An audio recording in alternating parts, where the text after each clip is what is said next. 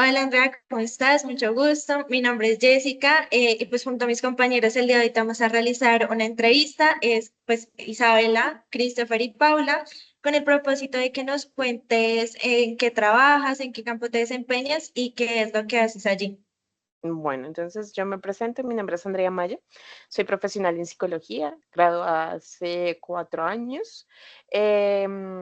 Mi enfoque es en psicología organizacional, entonces estuve revisando las preguntas que ustedes me compartieron o enfocadas al tema de entrevista, que es un poco más sencillo de abordar. Ya que pues bueno, en la parte organizacional, cuando tú trabajas con selección y reclutamiento de personal, tienes la oportunidad de trabajar con diferentes, ¿no? Entonces les decía que sí cuento con experiencia en el manejo de diferentes tipos de entrevistas.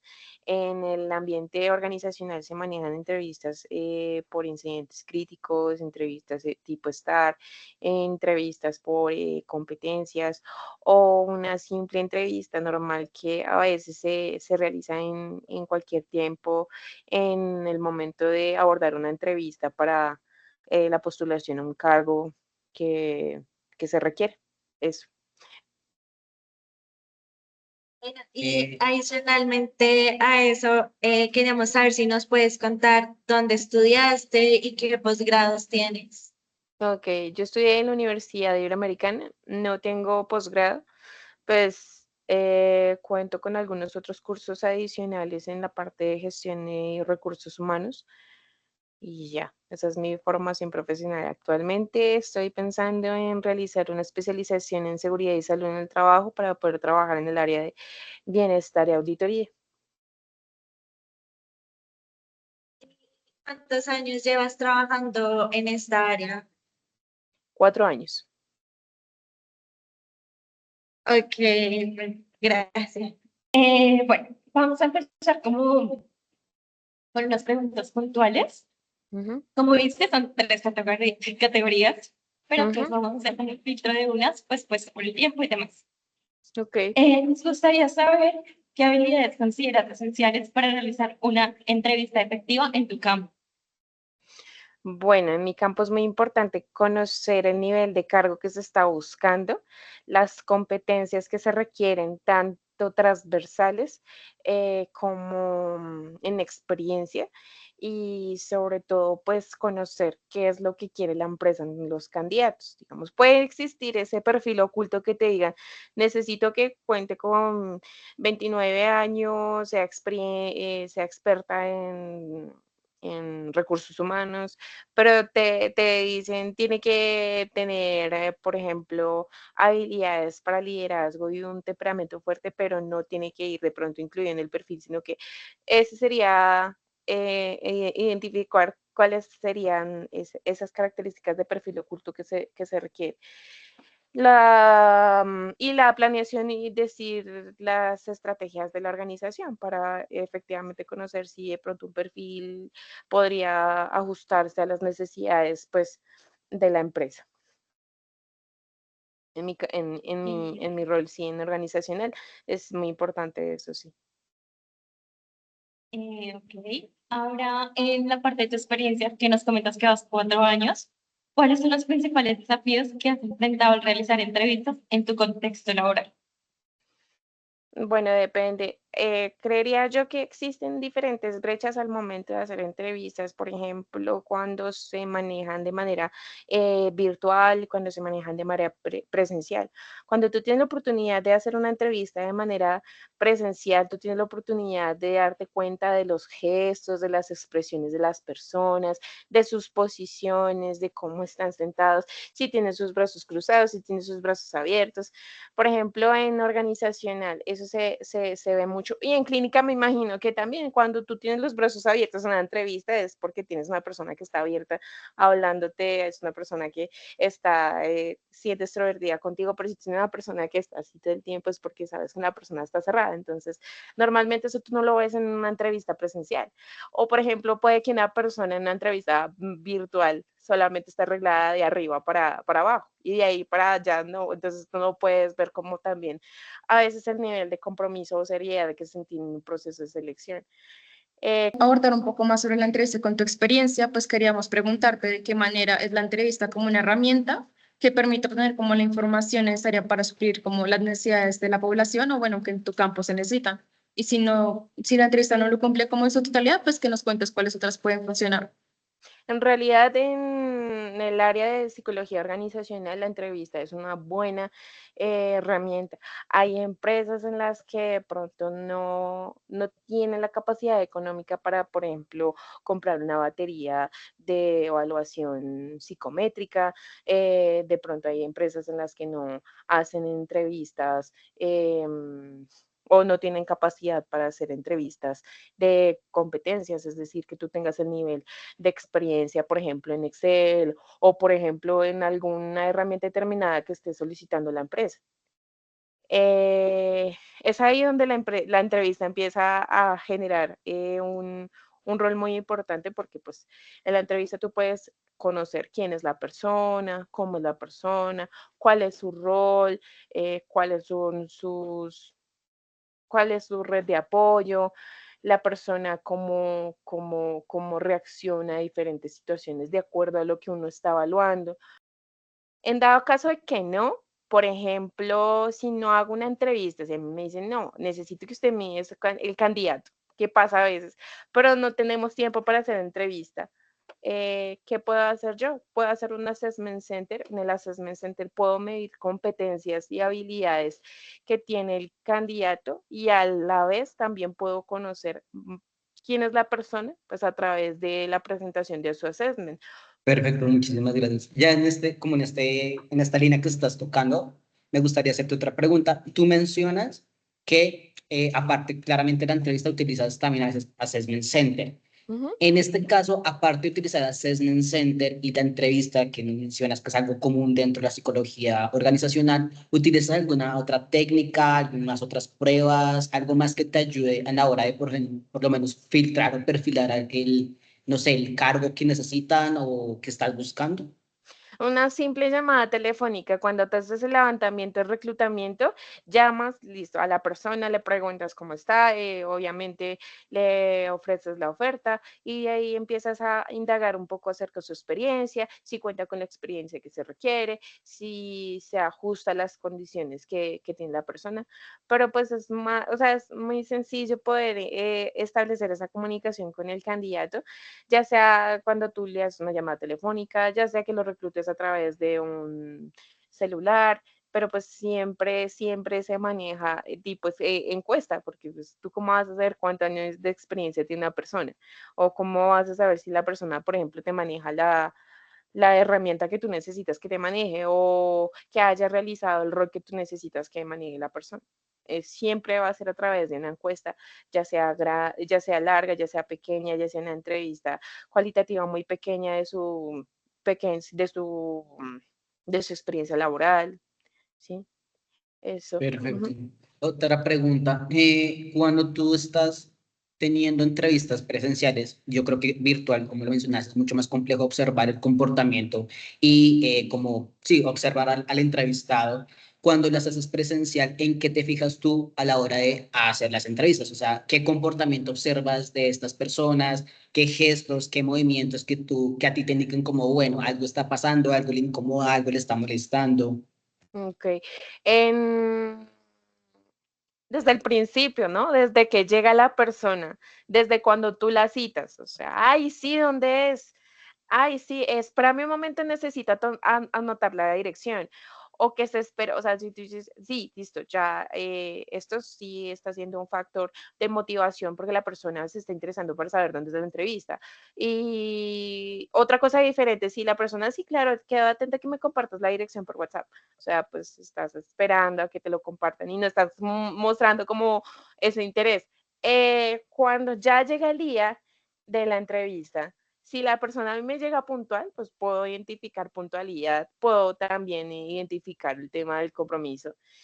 Si la persona me llega tarde, obviamente yo soy flexible, indago por qué llegó tarde, cuéntame el motivo por qué llegaste tarde, qué pasó, y se identifica pues si la persona sí tiene planificación de tiempo, manejo de tiempo, em, Ya cuando tú continúas y vas a saludar a la persona, cuando te llega la entrevista, tú le das la mano, ¿cierto? Ese para mí es un gesto muy importante. Cuando tú le das la mano a una persona y, por ejemplo, una persona te da un apretón de mano, pero es suave. Pero si tú le das el apretón de mano a la persona que te va a entrevistar y ese apretón de mano es fuerte, identificas que hay confianza, ¿sí? Que la persona viene confiada en sí misma para poder enfrentarse a su entrevista laboral, ¿sí? No es lo mismo como, ay, sí, ¿cómo está? O ¿cómo está? Muy buenas tardes. La forma en la que saluda a la persona. Luego, la forma en la que se sienta la persona. Tiene sus brazos cruzados, tiene sus pies cruzados, está en una posición abierta en la que me está poniendo cuidado a lo que yo le estoy entrevistando. Em, Otra cosa que yo mido mucho es la forma en la que se habla. Por ejemplo, cuando yo te pregunto algo y yo te digo, cuéntame tu experiencia en, no sé, por ejemplo, hablemos del rol de reclutamiento en tecnología. Cuéntame tu experiencia en desarrollo de software. Entonces la persona te va a decir, tengo 3 años de experiencia. Ok. Y cuéntame, por favor, en esos 3 años de experiencia que has realizado, no solamente como pues desarrollador. Cuéntame qué roles y actividades hiciste en desarrollo. Pues tuve un proyecto. Es diferente cuando tú tienes una entrevista y te dicen como, no, cuento con 3 años de experiencia, he trabajado en proyectos de tecnología, entonces ahí tú te das cuenta que la persona está segura de hablar, de decir sus cosas y no se espera hasta que las personas o el entrevistador pregunte, sino que dentro de la pregunta que tú haces, la idea es abarcar la necesidad en lo que tú necesitas recolectar de información. En psicología hay algo que se llama apariencia, porte, actitud, que es el APA. Entonces, desde cómo viene vestido, desde cómo se presenta, desde cómo habla, de si es extrovertido, de si está en un ejercicio práctico. Yo le digo, sí, no, pues. Y una cosa yo te pregunto, no, hazme un ejercicio. Y otra cosa es cuando lo hizo otra persona, no, ven, yo levanto la mano, lo hago, sí, ahí es cuando tú te das cuenta, sí, del interés de los candidatos. Cuando una persona no está segura de lo que está diciendo, por ejemplo, se toca la nariz, o hace así, o empieza las piernas a moverlas, o empieza a tocar algo con un esfero, de pronto empieza a hacer así, porque está inseguro, porque de pronto está diciendo mentiras.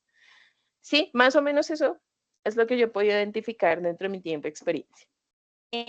Bueno, Andrea, gracias por respondernos las preguntas. Pues ya vamos a dar por finalizada nuestra entrevista, pues sabemos que es muy breve y pues una leve introducción a lo que es como tu campo, a lo que te desempeñas y demás. Igual pues sabemos que es enormemente y hay demasiadas cosas y como caminos por los cuales tomarlas. Nuevamente gracias por tu tiempo. Bueno, Wilson, buenas noches. Un gusto, mi nombre es Jessica Pinzón y pues como te comentábamos junto a mis compañeras Isabela, Paula y Christopher, pues el día de hoy te vamos a realizar una entrevista con el propósito de conocer más sobre tu campo y sobre lo que haces. Entonces, principalmente nos gustaría que nos contaras como a qué campo te dedicas, en qué área trabajas. Bueno, mucho gusto, Jessica. Mi nombre es Wilson y en este momento soy psicólogo clínico. Y pues desde el 2019 me he desempeñado en ese campo. Bueno, nos gustaría que nos cuentes como un poquito más de qué es lo que haces como en tu día a día en el trabajo.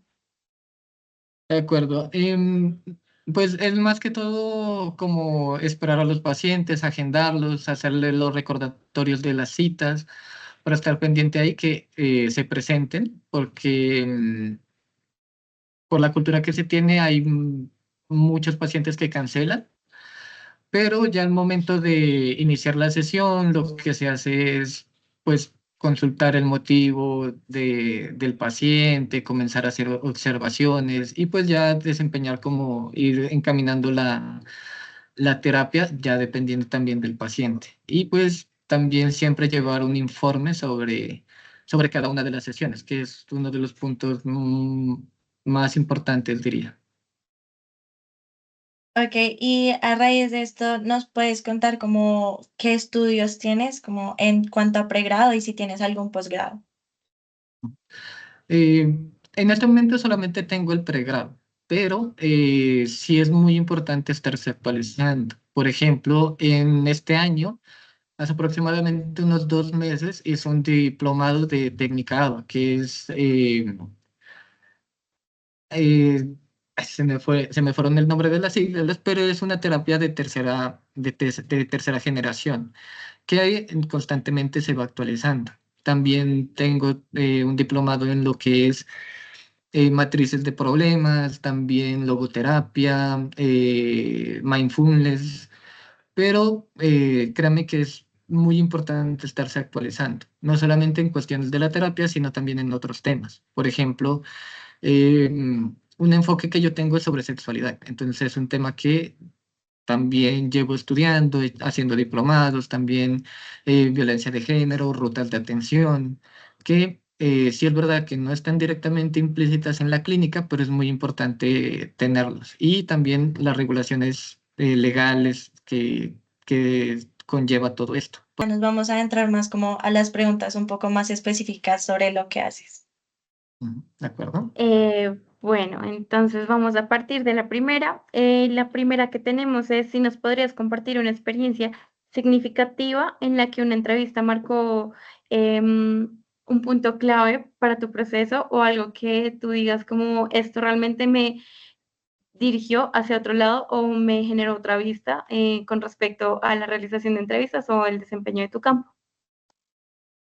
Sí, bueno, aunque en clínica es, es de vital importancia la entrevista, porque la entrevista es más que todo como la realización de las preguntas dirigidas para obtener información. Y en la clínica eso es de vital importancia, porque dependiendo de la pregunta que tú hagas es la información que vas a recibir.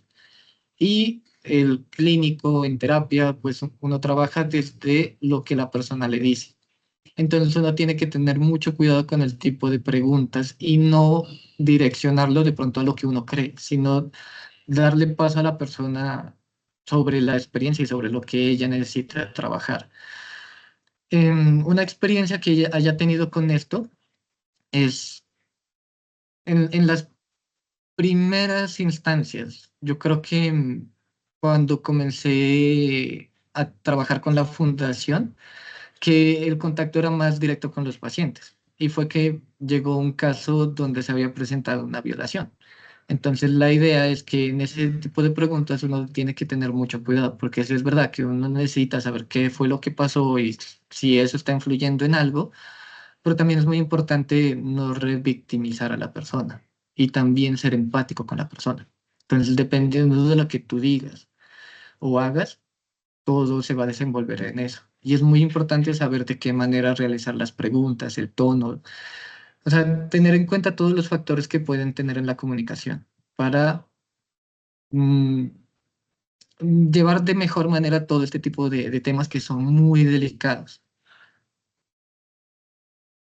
Ok, ya que mencionas eso, pues tenemos una pregunta que quizá se relacione con lo que nos estabas mencionando y pues mencionabas como el tono, la manera de preguntarlo y eso. Adicional a eso, ¿qué habilidades consideras que son esenciales o que son, o sea, como, sí, fundamentales para la realización en la entrevista? Es el conocimiento, o sea, uno que es imprescindible es el conocimiento que uno tenga, sobre todo pues en la clínica. Porque dependiendo del conocimiento en terapias que uno tenga y también las bases que uno tenga, uno puede tener más herramientas para poder dirigir las preguntas sin equivocarse o sin dirigirlas para, como en mal camino decirlo. Otra herramienta muy útil es siempre estar actualizado, no en conocimiento, sino en la cultura que se está manejando. Porque, por ejemplo, no es lo mismo hablar con una persona que tiene 60 años o una persona que ha sido víctima del conflicto con una persona que es recién adolescente o que es un niño, que las formas de hablar son muy diferentes. Y todo esto pues hace que la comunicación aunque es complicada, si uno tiene como conocimiento y se está actualizando y está inmerso en todo este tipo de cosas, es mucho más fácil. Y aparte que también genera mucha empatía entender los términos y las cosas que hacen cada una de las personas, porque de esa forma se hace un buen rapport con cada persona que se tiene, que se está atendiendo. Vale, pues continuando como con esta línea, nos has comentado que la entrevista como tal es una parte esencial de tu trabajo, pues como todos los psicólogos, y pues queremos como también entender cómo la entrevista es como una herramienta que permite obtener la información que suple como las necesidades de tu población, o pues en caso de que la entrevista no la supla por completo, entonces que nos comentes cuáles otras técnicas, como una abertura, como ese tema, podrían servir las técnicas. Pues la entrevista es indispensable sobre todo para obtener la información, pero no es suficiente, porque uno aunque tenga toda la información, si uno no tiene las herramientas de pronto para modificar la conducta o saber qué se hace con esa información, pues no vas a hacer nada. Y la idea no es simplemente ir improvisando con la información que tú tienes. Por ejemplo, lo que les mencionaba de siempre estarse actualizando, haciendo diplomados, cursos, si se puede, especializaciones o maestrías, porque ahí es donde uno consigue las herramientas para utilizar la información que se consigue con la entrevista. Por ejemplo, no es lo mismo tratar un tema de ansiedad que se puede tratar con conductismo, generar una activación conductual, que no tiene nada que ver con la entrevista, sino ya es teniendo con base en la información que conseguiste, se genera un plan para modificar todo ese tipo de cosas. ¿Es importante, es indispensable? Sí, en primera instancia. Y de pronto más adelante para hacer un seguimiento, para ver cómo ha cambiado el pensamiento, para obtener información. Creo que es lo más importante de la entrevista y es una herramienta muy poderosa para conseguir información. Listo, muchísimas gracias. Eh, pues ya que tú mencionas pues las diferentes como técnicas o más bien como estudios que has adquirido a partir de los diplomados, quisiera preguntarte, o más bien quisiéramos preguntarte, si tú primero utilizas algunas pruebas dentro de lo que haces en tus funciones cotidianas, sean psicométricas o de otro tipo, y si no las usas, ¿qué otro tipo de como herramientas o de técnicas utilizas a la hora de tus sesiones con los pacientes o las personas que van a la fundación? Claro, pues es que depende mucho del caso, ¿sí? Porque, por ejemplo, uno se puede basar mucho en pruebas psicométricas. El problema con las pruebas, sobre todo acá en Colombia, es que normalmente no están estandarizadas a la población colombiana. Que uno sí puede darse una vaga idea, de pronto tener como una base que no solamente pues sea algo que se está observando, porque una de las herramientas más cruciales es la observación conductual, y llevar un registro de esto. Siempre uno se puede apoyar con pruebas psicométricas, pero también depende muchísimo del caso, de la situación que sea, porque hay muchas personas que no se sienten cómodas realizando una de estas pruebas. Y lo que pasa en psicología clínica, que es algo que personalmente considero que cualquier persona como psicólogo clínico debe tener en cuenta, es que cuando se utiliza una prueba psicométrica, la percepción de la persona a la que se le realiza es que se le va a generar una etiqueta. Es posible hacerla con esas pruebas, pero lo que me gusta a mí hacer es hacer una triangulación, hacer una entrevista, hacer diferentes sesiones, no solamente utilizar las pruebas psicométricas, sino, bueno, el análisis de la conducta, llevar diarios emocionales, hacer entrevistas semiestructuradas, abiertas, hacer observación conductual para no solamente basarse en una prueba o en algo, sino ya tener diferentes fuentes, diferentes puntos de vista, diferentes herramientas y con eso tener más certeza de lo que se puede llegar a hacer y tener un buen punto de partida con muchas más bases que solamente pues unas pruebas o una entrevista. Perfecto. Bueno, y ya como llevándolo por otra línea, más que todo observación. Ahorita mencionas un término, observación conductual, si no estoy mal. Cuando tú estás en sesiones con los pacientes, ¿qué observas de los pacientes que te puedan indicar? No sé, molestia, incomodidad, faltas de, o mentiras, perdón, como pocas ganas de colaboración dentro del proceso terapéutico. Pues ese tipo de situaciones de lenguajes corporales se va afinando más que todo con la experiencia, pero tampoco es 100% fiable, porque cada persona, o sea, sí es verdad que tenemos ciertas conductas o sí, ciertos patrones, ya sea dado por la biología o por la cultura. También depende mucho de las personas, del contexto en el que se hayan desarrollado, de la historia de aprendizaje que cada una de ellas tenga.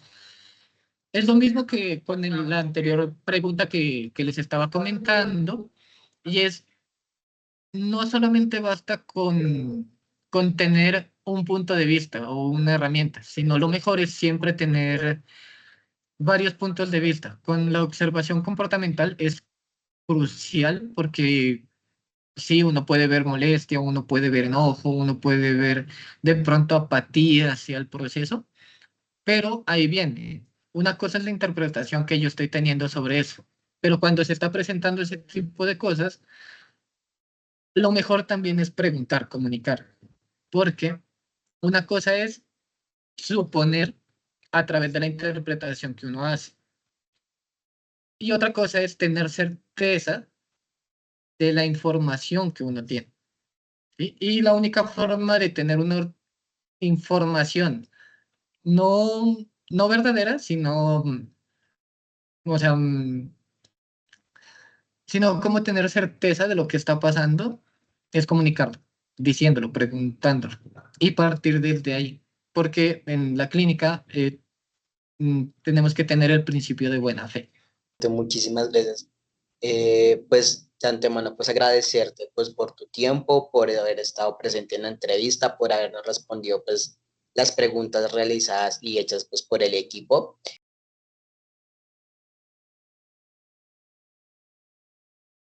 Y como tipcito, niñas, chicos, cuando ustedes estén presentando una entrevista de trabajo o, por ejemplo, cuando ya estén buscando el escenario, sus prácticas, de pronto para que no les pase una mala jugada, interénse bien la empresa a la que van a entrar. Busquen qué es, cuál es su misión, cuál es su visión, cuál es su planeación estratégica. Y cuando ustedes tengan eso, en entrevista ustedes la van a ganar, inicialmente de practicantes, porque ya cuando ustedes, listo, no, va a haber una pregunta siempre, ¿y qué sabes de nosotros? ¿Qué tal ustedes vayan a entrevista y, ay, yo no estudio, ay, yo no sé qué es la empresa, yo no sé ay, qué hacen? ¿Y qué puedo hacer yo para esa empresa? O sea, ¿cuáles habilidades tengo yo? Porque van a haber preguntas que les van a hacer, por ejemplo, en las entrevistas de trabajo. Y cuéntame por qué tú serías la persona elegida. O sea, ustedes qué tienen para aportar, ¿sí? Y no sea, es que yo voy a ser mejor que el otro, no. Ahí es una pregunta cliché de saber quiénes son ustedes, qué calibre tienen y decir, tengo estas habilidades, puedo contribuir con esto y esto. Sé que hay más candidatos que pueden estar mejor capacitados que yo, pero yo tengo la capacidad de esto y esto. Y esto es lo que yo les puedo ofrecer. Entonces, pues animo con eso y es el consejo más grande que yo les puedo dar dentro de las entrevistas de trabajo. Nos gustaría si nos puedes dar como algún tip que crees que nos pueda servir, pues considerando que tú ya tienes cierto tiempo de experiencia. Mm, Siempre estemos estudiando y actualizándose. Eh, Traten de tener mucho contacto con las personas, pero dejando los prejuicios a un lado. Es un ejercicio complicado porque los prejuicios en sí no son malos, porque por algo están. Pero en el ejercicio de la clínica, lo mejor que yo les puedo decir es, no supongan, nunca supongan. Siempre vayan a lo certero comunicando, preguntando, diciendo, porque de nada sirve que ustedes tengan todas las herramientas si la otra persona de pronto no quiere o no lo hace. Y también nosotros muchas veces al suponer nos predisponemos con los pacientes o con las personas. Y tener buena fe de que la persona está siendo sincera con nosotros. Eso es, yo creería que lo mejor que les puedo recomendar. Como quitarse ese peso de que nosotros somos los que vamos a tener o los que podemos interpretar todo y dejar de suponer y cambiar la suposición por certeza.